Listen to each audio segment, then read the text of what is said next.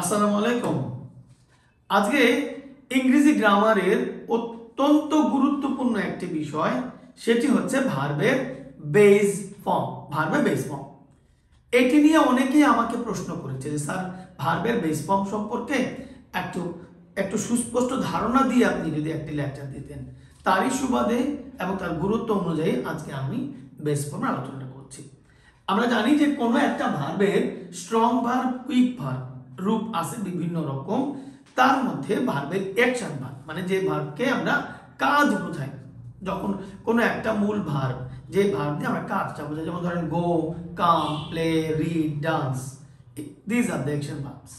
তো যখন আমরা কোনো অ্যাকশন ভার্ব ব্যবহার করি বা ভার্বের বি ফর্ম, বি ভার্ব ব্যবহার করি অথবা হ্যাভ ভার্ব ব্যবহার করি, এই তিনটা ভার্বের এই ভার্বগুলির বেস ফর্ম হয়।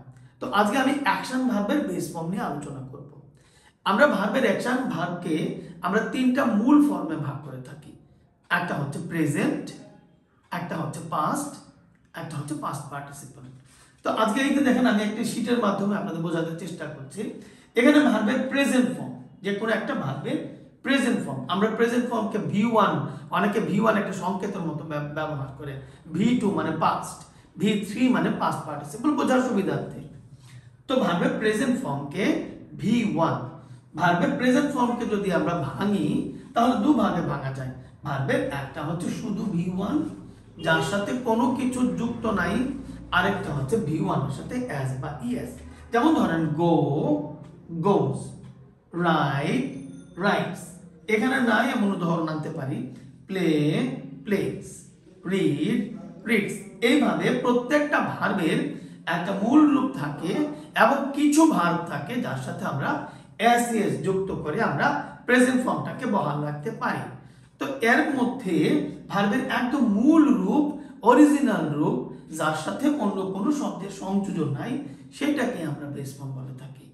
আমি এখানে উদাহরণের জন্য এই বেস ফর্মে গো, রাইট এবং দুই একটা উদাহরণ দিয়ে আপনাদেরকে বুঝিয়েছি। আবার বলছি, বেস ফর্মের একটি বিষয় লক্ষণীয়, সেটি হচ্ছে বেস ফর্মকে কেউ কারো কারো মতে বেস ফর্মকে স্ট্যাম্প ফর্ম বলে, কেউ কেউ রোড ফর্ম বলে, কেউ কেউ মেইন ফর্ম বলে। আসলে base form, stamp form, road form, main form একই নামে তারা পরিচিত, তবে সবচাইতে বেশি পরিচিত বেস ফর্ম নামে।